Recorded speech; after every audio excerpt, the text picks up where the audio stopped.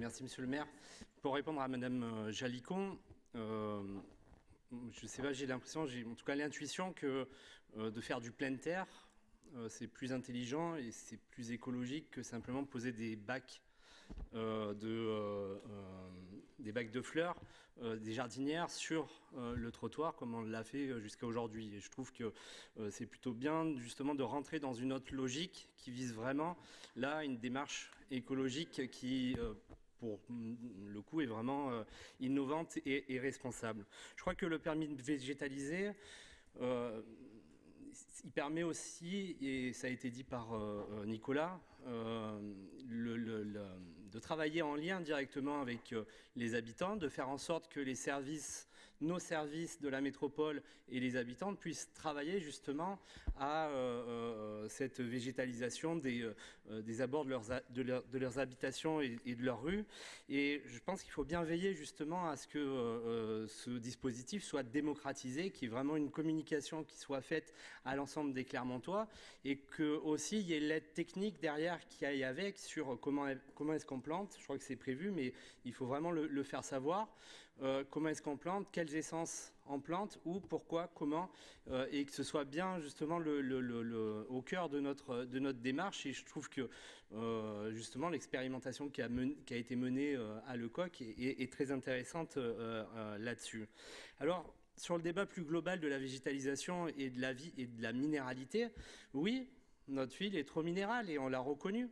Et on l'a reconnu dans le plan local d'urbanisme, dans le diagnostic qui a été fait justement pour l'élaboration de ce PLU, il a bien été reconnu que notre ville était minérale, comme de nombreuses autres villes d'ailleurs, et que c'est pour cela qu'il fallait changer de logique, qu'il fallait changer de braquet et nous doter d'un certain nombre d'outils pour permettre justement de végétaliser et de faire en sorte de faire revenir la nature en ville. Alors, ce PLU, il a été voté en 2016, il commence à produire ses effets, mais l'urbanisme, c'est aussi le temps long et c'est des projets qui s'inscrivent sur la durée et effectivement, ce qui est dans ce PLU n'est pas forcément visible immédiatement. En revanche, ce qui est vrai, c'est que sous ce mandat est sorti de terre un certain nombre de projets. Je pense notamment à Trémonté, je pense à Kessler-Rabanès, je pense à Champratel. Et là, on a quand même un certain nombre d'aménagements, même si ce n'est pas suffisant, même s'il n'y a pas assez de verre, mais en tout cas, un changement de culture, en tout cas, de la façon dont on conçoit la ville.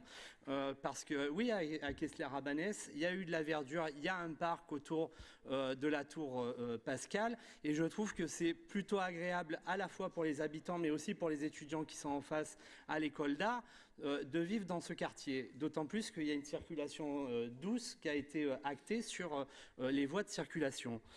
Donc je pense qu'on a l'exemple, en tout cas, qu'il y a des choses qui se font. Je dis Trémonté également.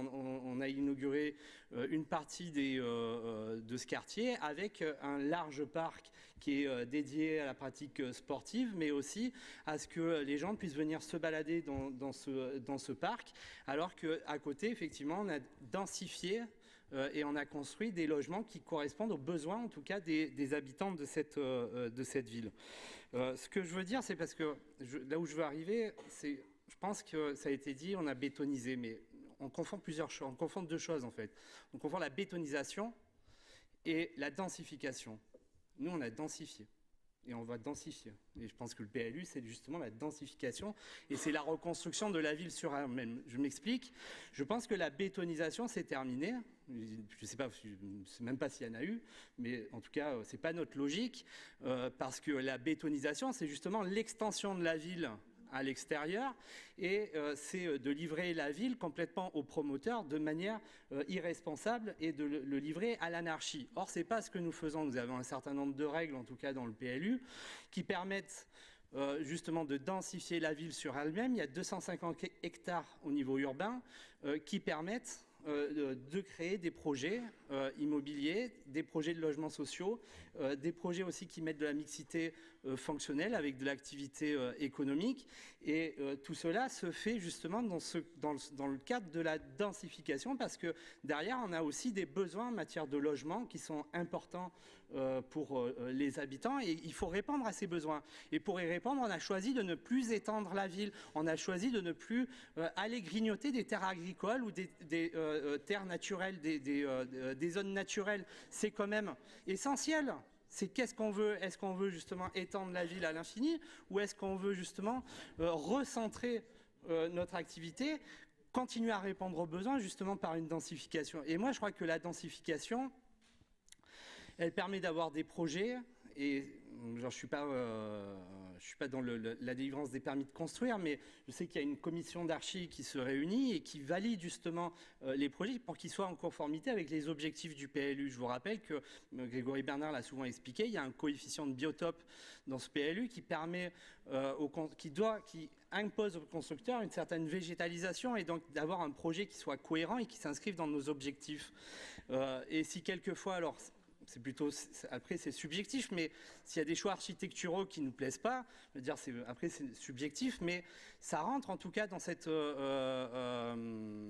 objectif. Et je pense qu'il ne faut pas confondre à la fois la bétonisation, qui, je le répète, pour moi c'est l'extension de la ville à tout va et c'est l'anarchie, plutôt que la densification, qui est plutôt un urbanisme de projet et qui permet d'avoir de la cohérence dans ce qu'on construit pour les années futures. Parce que je le répète, l'urbanisme, ça ne se voit pas évidemment immédiatement, mais c'est sur le long terme.